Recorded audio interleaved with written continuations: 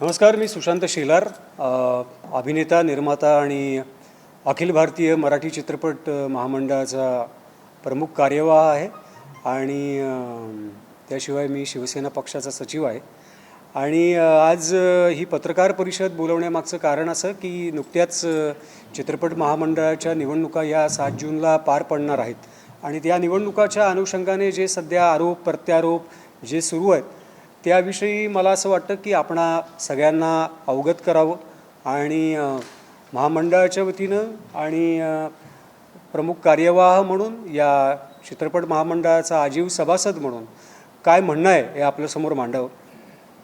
ज्या काही गोष्टी सुरू आहेत आज त्याची छाननी होऊन आज उमेदवारी अर्ज जे काय असतील त्यातले पात्र उमेदवार कोण आहेत ते काही वेळानंतर जाहीर केले जातील. आणि ज्या पद्धतीनं मी जे तुमच्यामार्फतच विविध वृत्तवाहिन्या आणि सोशल मीडियावरती ज्या गोष्टी पाहिल्या त्या अनुषंगानं मला आज काही गोष्टी इथे बोलाव्याशा वाटतात. त्या म्हणजे आदरणीय विजय पाटकर यांनी माजी संचालक आहेत त्यांनी जे भाष्य केलं चित्रपट महामंडळाविषयी आणि 10 वर्षामध्ये आम्ही काय केलं याविषयी, तर प्रामुख्याने मी सांगू इच्छितो की त्या 10 वर्षातले 2.5 वर्ष ते स्वतः संचालक होते आणि स्वतः ते महामंडळामध्ये काम करत होते. त्या 2.5 वर्षानंतर मी जी केस दाखल केली होती फेरमतमोजणीची, ती फेरमतमोजणी झाली आणि त्याच्यामध्ये मी 16 मतांनी निवडून आलो. आणि त्या 2.5 वर्षामध्ये उरलेल्या जवळजवळ आम्ही चित्रपट महामंडळाचं कोल्हापूरमधलं अद्ययावत ऑफिस महामंडळाच्या नावावरती खरेदी केलं. त्यानंतर मुंबईमध्ये अंधेरीसारख्या ठिकाणी एक अद्ययावत ऑफिस महामंडळाच्या नावानं खरेदी केलं आणि विविध योजना विविध गोष्टी या महामंडळाच्या वतीनं राबवण्यात आला. पुण्यातसुद्धा एक मोठं ऑफिस महामंडळाच्या वतीनं खरेदी करण्यात आलं आणि ती पारदर्शकता त्याबाबतसुद्धा ठेवण्यात आली. त्याच्यामुळे ही एक मोठी जवळजवळ एक 5-6 कोटी रुपयांची मालमत्ता ही जी झाली ती त्याच्या पुढच्या 2.5 वर्षामध्ये झाली. पाटकर यांना पायउतार झाल्यानंतर किंवा ते असतानासुद्धा या सगळ्या गोष्टींच्या बद्दल माहिती त्यांना देण्यात आलेली होती. आणि तर मला असं प्रामुख्याने सांगावंसं वाटतं की 10 वर्षात त्यांनी काय केलं तर हे एक जिवंत उदाहरण आहे. विविध योजना असतील विविध उपक्रम असतील हे महामंडळाच्या वतीनं राबवण्यात आले. जो एक कोल्हापूरमध्ये किंवा मुंबईमध्ये किंवा पुण्यामध्ये कलाकारांचा सन्मान केला जातो आणि त्यांच्या कलागुणांना वाव दिला जातो असा पुरस्कार सोहळासुद्धा करण्यात आला. आणि साधंच गोष्ट सांगायची झालं तर मुळात पाटकरांना हे बोलण्याचा कितपत अधिकार आहे याविषयी मला एक प्रश्न पडतो. कारण ते स्वतः जेव्हा अध्यक्ष होते आणि त्यावेळेचे जे सगळे संचालक होते 2016च्या पूर्वी आम्ही संचालक होण्यापूर्वी 10 ते 15 या कालावधीमध्ये तेव्हा त्यांनी माझा पुरस्कार नावाचा एक पुरस्कार सोहळा आयोजित केला, मानाचा मुजरा नावाचा चित्रपट महामंडळाच्या वतीनं. आणि जवळजवळ 10 ते 15 लाख रुपयामध्ये तो कार्यक्रम व्हायला हवा होता आणि जवळजवळ 45 लाख रुपये 57 लाख रुपये त्या कार्यक्रमासाठी खर्च केले. आणि त्या मुद्द्यावरून जी जनरल बॉडी झाली त्या जनरल बॉडीमध्ये तो मुद्दा खूप गाजला आणि तो मुद्दा उपस्थित केल्यानंतर माझे मित्र ज्येष्ठ आहेत पण तरीसुद्धा आमचे मैत्रीपूर्वक संबंध आहेत, त्यांना रिक्षातून पलायन करायला लागलं होतं. ते बहुतेक या गोष्टी विसरले असतील आणि सभासदांनी त्यांना वारंवार विचारणा केली. त्याच्यानंतर संचालक मंडळ जेव्हा आमचं स्थापन झालं तेव्हा चॅरिटीनी त्यांना आदेश दिला होता, कोर्टाने आदेश दिला होता की त्याच्यामध्ये जी तफावत दिसून आली ती 10,78,000 रुपयाची दिसून आली आणि ते महामंडळात जमा करायला सांगितले होते. आता महामंडळात जमा करणे आणि काहीतरी शाब्दिक कोडी हे करून त्यांनी परत तो दावा हे केला, फिरवला आणि त्याच्यानंतर पुन्हा त्याची दुरुस्ती करून काही आठवड्यातच त्यांना आणि रवींद्र बोरगावकर व्यवस्थापकीय संचालक आणि ते सगळे जे काही संचालक होते 12 त्या 12 संचालकांना सांगितलं की हे बोरगावकरांच्या मार्फत तुम्ही महामंडळामध्ये ही रक्कम जमा करा. ती रक्कम 2022ला जमा करायची होती. आता जवळजवळ 2026 उजाडलेलं आहे, अजूनपर्यंत ती रक्कम जमा झालेली नाही आहे. आणि महामंडळाच्या घटनेनुसार म्हणूनच अध्यक्षांनी ते जे 12 संचालक होते ज्यांच्यावरती आरोप झाले आणि ते सिद्ध झालं आणि हायकोर्टाने त्यांना आदेश दिला, कोर्टाने, माननीय कोर्टाने जेव्हा आदेश दिला, या सगळ्याच्या अनुषंगाने घटनेनुसार त्यांचं सभासदत्वच रद्द केलेलं आहे. जर मुळात सभासदत्वच रद्द झालेलं असेल तर निवडणुकीला उभं राहण्याचा अधिकार प्राप्त होतो का नाही होतो हे जरा तपासणीचा आणि संशोधनाचा विषय आहे. दुसरा मुद्दा असा की बऱ्याचशा लोकांनी सांगितलं आहे की आता कुठल्या तरी मंत्र्याच्या दबावामुळे त्यांना फॉर्म भरता आला नाही. मी स्वतः शिवसेनेमध्ये आहे आणि मला असा कुठल्याही प्रकारचा दबाव आला नाही आणि मी राजकीय पक्षाशी संबंधित आहे. मला कुठल्या मंत्र्यांनी फोन केला नाही, किंबहुना माझं कुठलंही पॅनल अजून ठरलेलं नाही. त्याच्यामुळे जर का दबाव आणायचं झालं असतं तर मलाही आणता आला असता, म्हणजे माझ्यावरही आणता आला असता. पण मी स्वतः गुरुवारी आलो कारण मला महामंडळामध्ये काम करण्याची इच्छा आहे. मी स्वतः आलो, स्वतः मी माझा अर्ज दाखल केला. जर का पाटकर साहेबांना त्यांचा उमेदवारी अर्ज दाखल करायचा होता, त्यांना महामंडळाविषयी इतकी कळकळ होती, इतकी तळमळ होती, तर त्यांनी स्वतः येऊन अर्ज दाखल करायला हवा होता. त्यांना कोणी रोखलं होतं का? त्यांना कोणी किडनॅप केलं होतं का? त्यांना कोणी बांधून ठेवलं होतं का? किंवा त्यांनी ज्यांच्या मार्फत हा अर्ज पाठवला, ज्यांच्याकडे पाठवला, त्यांना कोणी डांबून ठेवलं होतं का? त्यांना कोणी धमकी दिली होती का? त्यांचं नाव घोषित करावं. कुठल्या मंत्र्यांनी दबाव आणला, कुठल्या मंत्र्यांनी फोन त्यांना केला, हे कॉल रेकॉर्डमध्ये त्यांनी दाखवावं. असाच कुठल्याही मंत्र्यावरती असा त्यांनी आरोप करणं, मग तो आमच्या पक्षाचा असेल, भारतीय जनता पार्टीचा असेल, राष्ट्रवादी काँग्रेसचा असेल, कुठल्याही मंत्र्यावरती आरोप करणं चुकीचं आहे. जर का कुठल्या मंत्र्यांनी कॉल केला असेल, कुठल्या OSDनी कॉल केला असेल तर त्यांचं नाव घ्यावं, कॉल रेकॉर्डमध्ये त्यांचं हे दाखवावं, प्रूफ दाखवावं.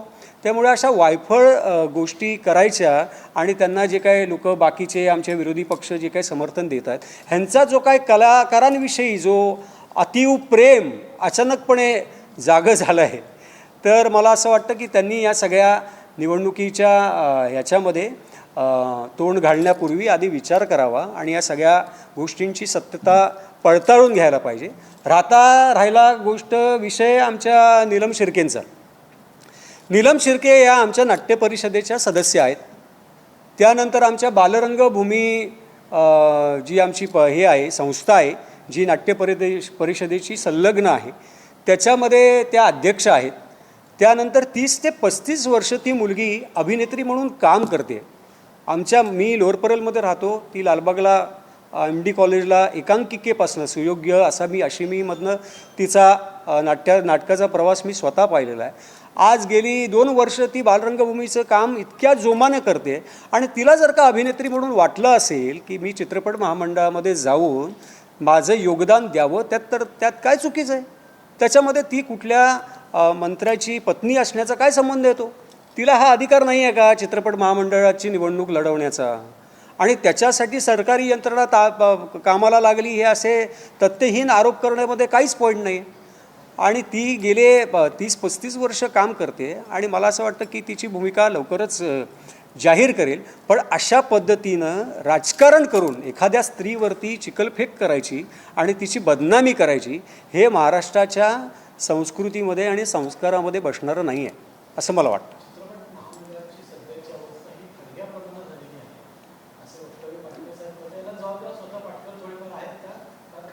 मुळात पाटकरांच्या या मानाचा मुजरा हा पुरस्कार सोहळा जो वादातीत झाला त्याच्यानंतरच या कोर्ट कचेऱ्या सुरू झालेल्या आहेत आणि त्याच्यानंतर वारंवार विविध प्रकारच्या केसेस टाकायच्या आणि मग त्याच्यासाठी कोर्टात मी तुम्हाला वेळ सांगतो, आमचा जो कालावधी होता त्याच्यामध्ये मॅक्झिमम वेळ आमचा कोर्ट कचेऱ्यामध्ये गेलेला आहे. आणि तुम्ही जे म्हणताय की वेतन दिलं नाही, तर असं अजिबात झालेलं नाही आहे. कारण शासनाच्या काही गोष्टी आहेत ज्या चॅरिटीनी जे आदेश दिले आहेत ते आदेशाचं पालन करणं, जर का तो अधिकारच आमच्याकडे नाही आहे, आम्हाला जर का न्यासाने तो अधिकारच दिलेला नाही की कुठलाही व्यवहार करायच्या आधी आम्हाला विचारा असं सांगण्यात आलेलं आहे, तर आम्ही व्यवहार केल्यानंतर उद्या जर का आम्हाला शिक्षा झाली तर त्याला जबाबदार कोण राहणार? आमच्या हातात जेवढं आहे, म्हणजे ॲज अन प्रमुख कार्यवाह म्हणून किंवा उपाध्यक्ष म्हणून किंवा मग आमचे सुद्धा या गोष्टीत काही मतभेद झाले होते 2-3 वर्षापूर्वी, आणि प्रत्येक ठिकाणी राहिल्यानंतर, माणूस एका घरात राहिल्यानंतर सुद्धा मतभेद होतात, पण काही मिसअंडरस्टँडिंग जे असतात ते समोर बसल्यानंतर सॉल्व करता येतात. तुम्ही आत्ता जो प्रश्न विचारलात त्यालाच अनुसरून मी तुम्हाला सांगतो की हा जो मानाचा मुजरा कार्यक्रम आहे याच्या विरोधामध्ये त्यावेळचे माजी अध्यक्ष, मला वाटतं भास्कर जाधव आणि बाळा जाधव यांनी कोर्टामध्ये हे केली होती, केस दाखल केली होती, आणि त्याला अनुसरूनच तो 10,78,000 रुपयाचा घोटाळा किंवा जे पण काय, मला 10,78,000 बोलायला पण कसं तरी वाटतं, कारण ते आमच्याबरोबरच काम करतात. पण शेवटी सध्या परिस्थिती आहे, त्याच्यामुळे दुसऱ्याकडे बोट दाखवताना 4 बोटं आपल्याकडे आहेत याचाही विचार करावा. आणि जर का तेवढंच जर का हे असतं तर ते 10,78,000 रुपये भरून त्या गोष्टी हे करता आल्या असत्या, आणि त्यांचं सभासदत्व घटनेनुसार रद्द करण्यात आलेलं आहे. मग मुळात त्यांना तो अधिकार आहे का? आणि त्यांना कोणी डांबून ठेवलं होतं, त्यांचे कोणी हात बांधून ठेवले होते का, त्यांना कोणी पळवून नेलं होतं, किंवा त्यांच्या माणसाला कोणी पळवून नेलं होतं, तर मला सांगा, तुम्हाला सांगा, नाव घेऊन सांगा. मग हे तथ्यहीन आहेत आणि बिनबुडाचे आरोप आहेत. पण अशा पद्धतीनं एखाद्या स्त्री कलाकाराला टार्गेट करणं आणि चिखलफेक करणं ही महाराष्ट्राची संस्कृती नाही.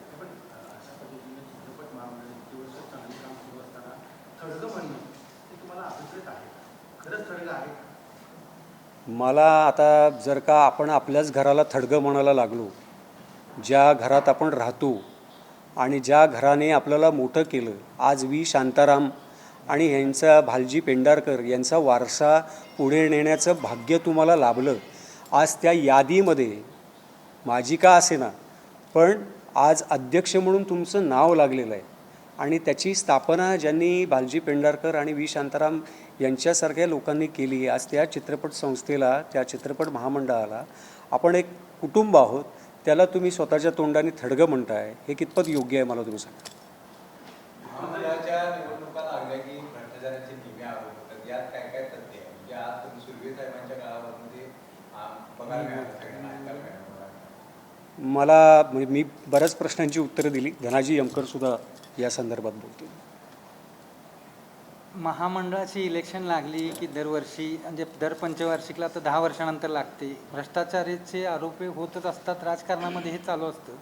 परंतु फक्त आरोप करू नका म्हणतो मी विरोधकांना, तुमच्याकडे पुरावा दाखवा, पुराव्यासहित आरोप करा आणि तो सिद्धही करून दाखवा. इलेक्शन आली की फक्त भ्रष्टाचार भ्रष्टाचार आरोप आरोप असले धंदे बंद करा म्हणून सांगा विरोधकांना. आणि सांगतोय तुमच्या मार्फत, आम्ही तुमचा भ्रष्टाचार सिद्ध करून दाखवू शकतो, आणि दाखवलेला आहे, त्याचे डॉक्युमेंट्स आता येतील, तुम्हाला देतो मी.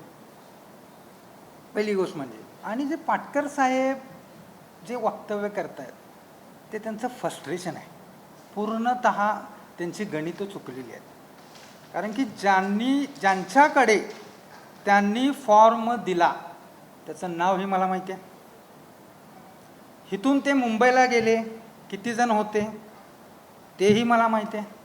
तिथून ते फॉर्म घेऊन आले तेही मला माहिती आहे. ते कुठल्या हॉटेलच्या कुठल्या रूममध्ये ठेवले हेही मला माहिती आहे. आणि ज्या वेळेला फॉर्म भरायची वेळ आली तर त्याच लोकांनी ह्यांचा फॉर्म भरला नाही. समजलं का? जे काळे धंदे करणारे लोक आहेत त्यांच्याकडेच हे सगळं केलं यांनी, आणि त्याच काळे धंदा करणारे यांच्या तोंडाला काळं फासलं. आणि हे आरोप करतायत कोणावर? कार्यकारिणी नाही, मंत्र्याच्या OSD काय धमकी दिली, धमकी दिली, प्लस मला फॉर्म भरू दिला, अध्यक्ष आणि पूर्ण कार्यकारिणी मी आलो, आमचे प्रमुख कार्यवाह आले, अध्यक्ष आले. वा रे वा, हा न्याय कुठला आहे? तर सांगण्याचं तात्पर्य हे आहे की तुमचा फॉर्म तुमच्याच लोकांनीच बाद केलेला आहे. फक्त हे तुम्ही सांगा ना, मी कुणाकडे फॉर्म दिला त्याचं नाव घ्या, आणि कोण भरणार होतं ते सांगा ना आम्हाला. सभासदांना कळू देते. उगाच भरी बसायचं, टिव टिव टिव टिव टिव करायचं, काय मजा नाही. तुम्ही निवडणूकच लढताय,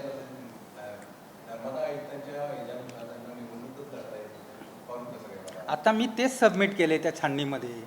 जे 2010 ते 2015 या काळातील जे संचालक होते त्यांनी ही इलेक्शनचे अर्ज भरलेले आहेत, त्यांच्या विरोधात आम्ही ॲलिगेशन घेतलेलं आहे आणि त्याचाच विषय तिथं चालू आहे.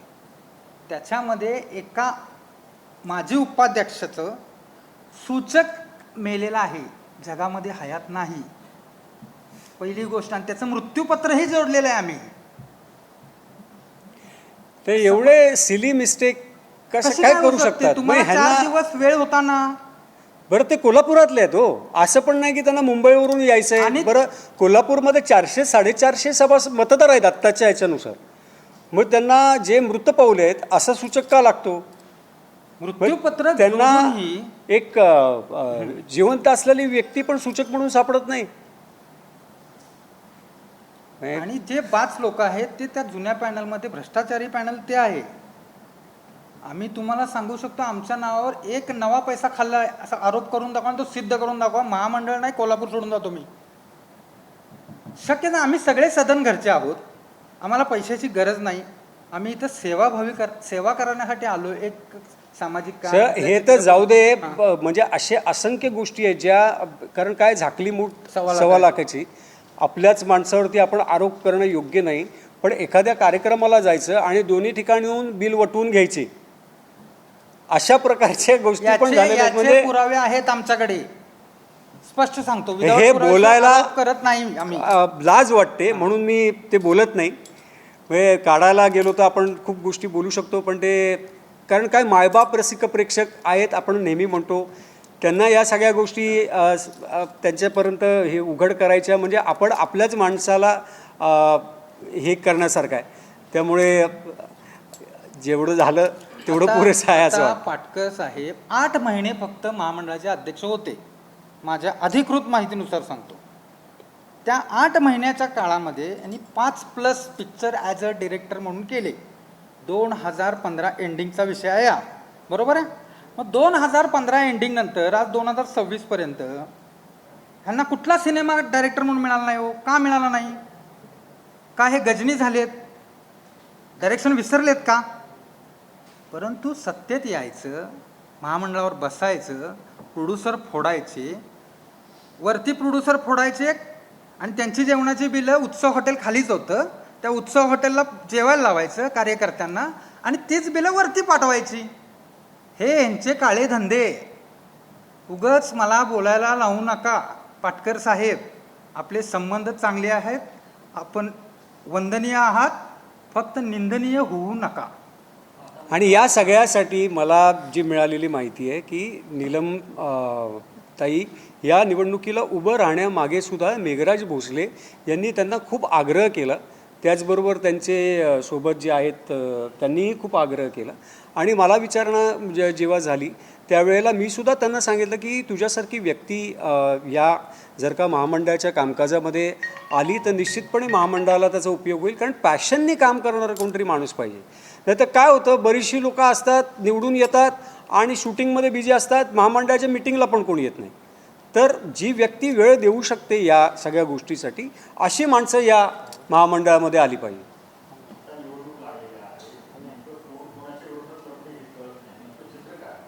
आता ही अंतिम यादी आज जाहीर झाली की किती पात्र उमेदवार आहेत आणि कुठल्या पॅनलमध्ये कोण उभं राहणार आहे हे त्याच्यानंतर ठरेल. आता तरी मला असं वाटतं की साधारणतः जे काही पॅनल आधी व्हायचे आणि त्याच्यानुसार ते फॉर्म भरले जायचे, ह्या वेळेला तेवढा वेळच मिळाला नाही. आणि मुळात ही एवढी निवडणूक घाईघाईत का? 10 तारखेला जूनला निकाल होता. 10 जूनला याचा हायकोर्टातला निकाल होता. व ही निवडणूक एवढी फास्ट ज्यांनी लावली आहे, आम्ही तर कोल्हापुरात राहत नाही. चॅरिटी कमिशनचं ऑफिस कोल्हापूरमध्ये, दररोज 4 माणसं सोडलेली त्यांनी, दररोज चॅरिटीमध्ये जाऊन बसायचं. बरं, त्यांची नावं आम्हाला माहिती आहेत, सगळं ना माहिती आहे आम्हाला. फक्त आपण काय आहे की ह्या सगळ्या गोष्टी बोलताना काय होतं की आपल्या महामंडळाचंच आपल्या लोकांना बदनाम करायचं, या गोष्टी होऊ नये म्हणून कुठेतरी सभ्य पद्धतीने ही गोष्ट आपण टॅकल करतो आहे. ठीक आहे बाबा, तुम्ही निवडणूक लावलीत ना, सगळे कामं सोडून 19 तारखेला येऊन, 19 तारीख झाल्यानंतर 20 तारखेला येऊन मी फॉर्म भरलेला आहे. 21 तारखेला गुरुवारच्या दिवशी. 50,000च्या वरती 60,000 सभासद plus आहेत आहेत. आणि म्हणूनच तर ती केस चालू आहे ना की या सगळ्या जे काय अवर्ग आहेत त्यांना सुद्धा तो अधिकार मिळाला पाहिजे म्हणून त्याचा 10 तारखेला निकाल होता आणि ह्यांनी लवकर निकाल लावून फक्त 3400 म्हणजे बघा ना 10% पण होत नाहीत हो. 50-60 हजार सभासद आहेत आणि 3400 लोकांनाच यांनी मतदानाचा अधिकार दिलेला आहे. हे कितपत योग्य आहे? पण आम्ही त्याची पण चौकशी केली तर आम्हाला वकिलामार्फत असं सांगण्यात आलं की तुम्ही अर्ज भरला पाहिजे. तुम्ही जर का याविषयी कोर्टात गेलात ना तर इलेक्शन होऊन जाईल आणि तुमची तारीखवर तारीख पडत राहील म्हणून नाईलाजास्त उमेदवारी अर्ज भरावा लागतो. हां नाही नाही माहीत सभासद एवढी नाही. नाही नाही आता बघा मी मगाशी बोलल्याप्रमाणे आम्ही पुरावा नसल्यानंतर आरोप करत नाही, पुरावा असल्याशिवाय आरोप करत नाही. हे बघा हे मान्य धर्मादाय सहकारी सोलापूर 2021चा निकाल आहे. हे विजय पाटकरांचं नाव, हे मिलिंद आष्टेकरांचं नाव, ही अखंड कार्यकारिणी 14 जणांची. याच्यामध्ये 12 जण हे आहेत. 14 जण आहेत. प्रिया बेर्डे आहे, अलका गोबल आहे, सगळी कार्यकारिणी. आता ह्याचा आदेश तुम्हाला दाखवतो. हा आदेश आहे. ह्या आदेशात काय म्हटलंय? किरकोळ अर्ज क्रमांक 1/2019 हा दुरुस्ती अर्ज मंजूर करण्यात येत आहे. तरी न्यासाच्या खात्यामधून याऐवजी न्यासाच्या खात्यामध्ये असे उच्चारावे. अगोदरच्या ऑर्डरमध्ये ते चुकून शब्द उलटा सुलटा झालेला. सेकंड नंबरचं काय? न्यासा संदर्भात माझे पूर्वाधिकारी यांनी पारित केलेल्या अहवालातील आदेशानुसार तत्कालीन विश्वस्त व व्यवस्थापक म्हणजे रवींद्र बोरगावकर, अखंड बॉडी प्लस रवींद्र बोरगावकर यांनी वैयक्तिक व संयुक्तरित्या रक्कम 10,78,593 मराठीमध्ये न्यासाच्या खात्यामध्ये सदर आदेश पासून 15 दिवसाचे आत भरण्यात यावेत. 3 नंबर काय?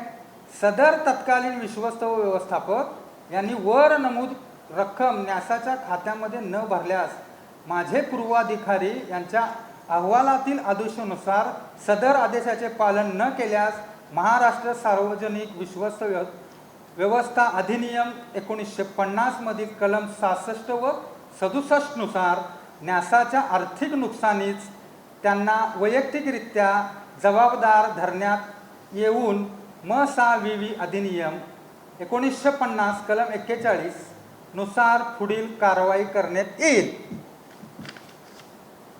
वरील आदेशाचे पालन न केल्यास सहाय्यक धर्मादाय आयुक्तांनी पुढील कारवाई करण्याची यावी. आता हे कधीच आहे 15 दिवसाची मुदत? तर 18/1/2021 म्हणजे 5 वर्ष झाली तरीही या लोकांनी पैसे भरलेले नाहीत.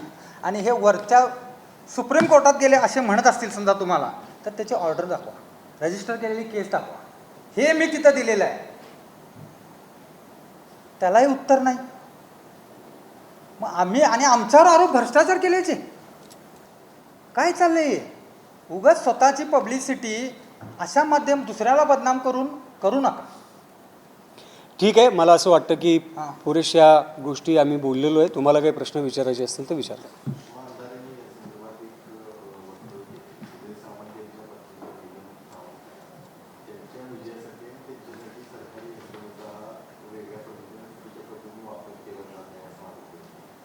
मी तेच म्हटलं ना की आता विरोधक जे आहेत मला वाटतं त्याही बोलले आहेत, विजय वडेवट्टीवार पण बोललेले आहेत. तर ह्या सगळ्या गोष्टी उगाचच सत्ताधारी पक्षाच्या एखाद्या मंत्र्याची पत्नी जर का त्यांच्या क्षेत्रातली एखादी निवडणूक लढवत असेल तर तिचा तो अधिकार नाही आहे का? आणि सरकारी यंत्रणा मला तुम्ही दाखवा ना, तुम्ही कोल्हापूरमध्येच राहताय. सरकारी यंत्रणा जर का काम करत असेल तर आपण तर त्या वाचून वंचित राहणार नाहीत. तुमच्या तर निदर्शनास ही गोष्ट येईल. आणि इतक्या छोट्या गोष्टीसाठी मुळात त्यांचा तो एक अभिनेत्री म्हणून अधिकार आहे आणि त्यांनी येऊन फॉर्म भरून त्या निघून गेल्या. याच्यासाठी आपलं काहीही कशात पण उडी मारायची. आणि आपण काय भाषण करताना 4 काय असं अशी मान केली म्हणून जे आपण अभिनेत्री झालो असं नाही होत. तुम्ही अभिनेत्री व्हा, तुम्ही फॉर्म भरा. सर, महामंडळाची निवडणूक म्हणजे मुंबई पुणे विरुद्ध कोल्हापूर अशी या निवडणूक परिस्थिती होती. यंदाच्या निवडणुकीचं चित्र काय? पुणे विरुद्ध कोल्हापूर कशी पूर्ण महाराष्ट्रामध्ये चित्रपट महामंडळाचे मेंबर आहेत. मग मुंबईने काय करायचं? तुम्ही कायमच आम्हाला असं मुंबईला अहो पूर्वी बघा, कुठल्याही पॅनलमध्ये तुम्ही जर का बघितलं ना तर सर्व समावेशक असतात. कुठलंही पॅनल घ्या तुम्ही. मग तुम्ही प्रसाद सुर्वेंचं पॅनल घेतलं, मेघराज भोसलेचं मागच्या वर्षीचं पॅनल घेतलं किंवा पाटकरांचा पॅनल घेतलं, सगळीकडे सगळे जे आहेत, कारण मतं जी आहेत ना ती सगळीकडची आहेत. असं पॅनल होऊच शकत नाही की मुंबईचं पॅनल, पुणेचं पॅनल, कोल्हापूरचं पॅनल असं होऊ शकत नाही. मग तसं बघायला गेलं तर कायम मुंबईचं पॅनलच निवडून आलं असतं. सगळ्यात जास्त मतदान मुंबईमध्ये आहे. पण असं कधीच होत नाही. कारण जर का एखादी संस्था चालवायची असेल तर सगळ्या सभासदांच्या समस्या आपल्याला सोडवायच्या असतात. मी मुंबईमध्ये राहतो म्हणून फक्त मुंबईच्या समस्या सोडून मला चालणार नाही. म्हणजे ते तसं करायला लागलो तर त्या संचालकांना लाज वाटायला पाहिजे.